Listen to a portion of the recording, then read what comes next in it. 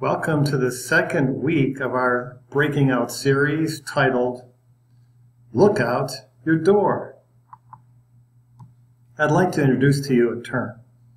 Agoraphobia is an anxiety disorder characterized by anxiety in situations where the sufferer perceives the environment to be dangerous, uncomfortable, or unsafe. These situations can include wide open spaces, uncontrollable social situations, unfamiliar places, shopping malls, airports, and bridges. An example of this in literature is Mrs. Havisham in Dickens' Great Expectations. Jilted on her wedding day, she locked herself up in her house, pulled all the shades, and stayed in her wedding dress for the rest of her life. Now, this is a radical expression of agoraphobia, but it illustrates something that many of us suffer from. We close our doors to the world around us out of fear. Our readings for this Sunday encourages us to look out our doors. Look out your door. See your future. The Apostle John did just that when he looked out and saw the vision of the new heavens and the new earth in Revelation chapter 21. Much of the terrible turmoil throughout the book would be enough for us all to go into our homes and shut our doors tight.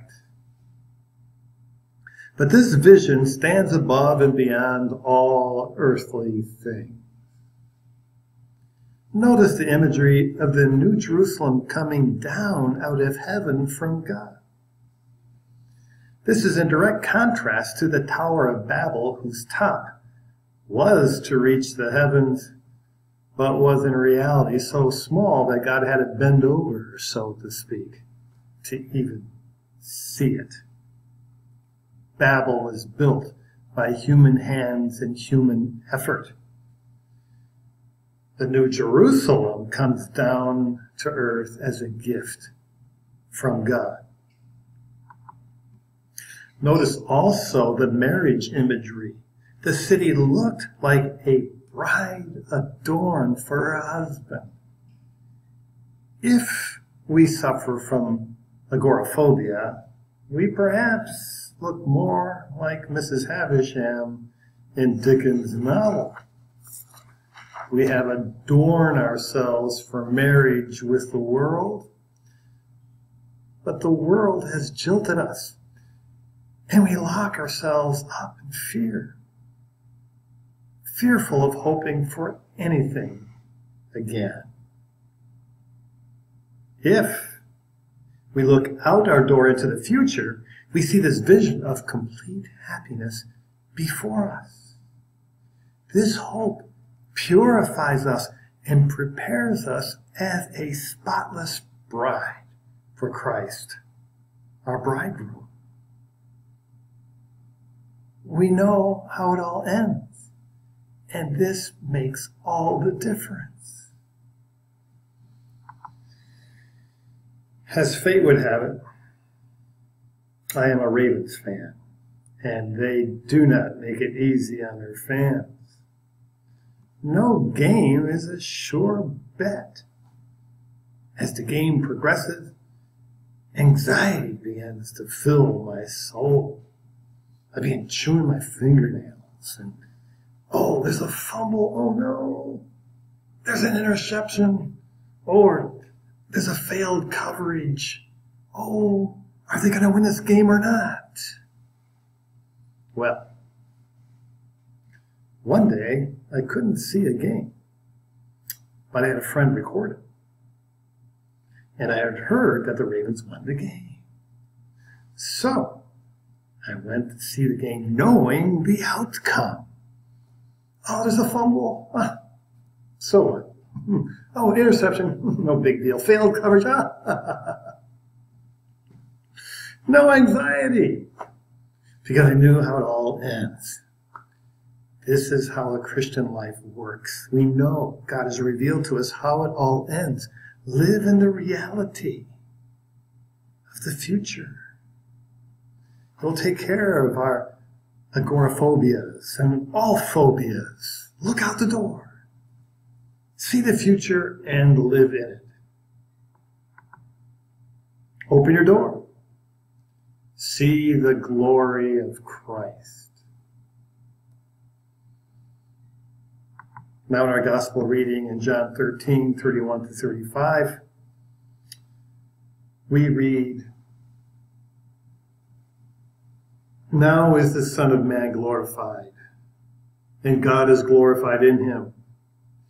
If God is glorified in him, God will also glorify him in himself, and he will glorify him at once." Everything is counterintuitive in the Gospel of John. When we think of glory, we think of that which is shiny and radiant, splendor. Here, Jesus is talking about the cross with his bloody, battered body. How does this show the glory of God? Well, it is the ultimate demonstration of God's love for humanity. Life in this world is very precious, but it's only precious in the context of death. To love so much so as to give your life for another, or for the great cause of the kingdom of God, is the greatest glory of all. Look out your door. Live life to its fullness by pouring it out for others. Damien the leper is a great example of this. When he went to Malachi, to the leper colony, what met his eyes was horrible beyond description. People were milling around. They had no place to stay. They were living in little lean-tos or cuddled up under logs, suffering terribly from their leprosy. When Damien went there, he knew he was going there to die. As a matter of fact, just like Jesus came into this world, which in a lot of ways is quite a bit like a leper colony, Damien went into this leper colony. And when he went there, by pouring out his life for them, he inspired them. And he got them to live life to their fullest. They started building homes. They started building a hospital, a church. They involved themselves in musical orchestras. He gave them dignity. He poured out his life for others.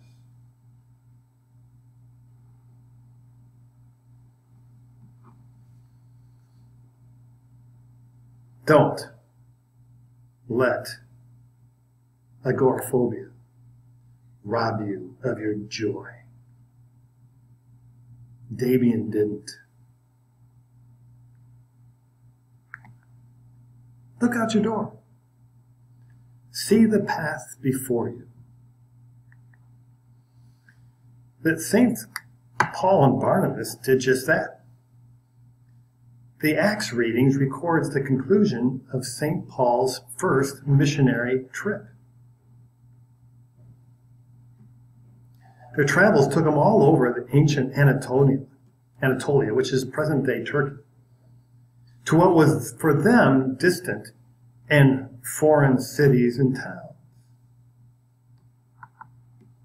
There they experienced amazing works of God, but also great persecution. Paul was stoned and left for dead. No good deed ever goes unpunished. Yet consider their joyful report when they came home to Antioch. They reported what God had done with them, how he opened the door of faith to the Gentiles. Look out the door. You will never be the same again. And the world around you will never be the same again.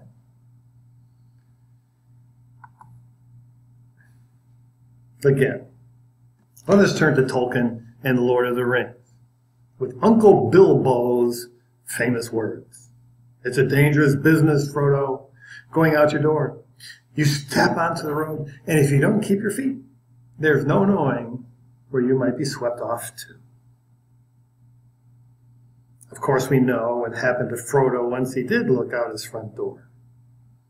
He left his comfortable, upscale hobbit burrow at Bag End, and in the end, he was never sorry that he did.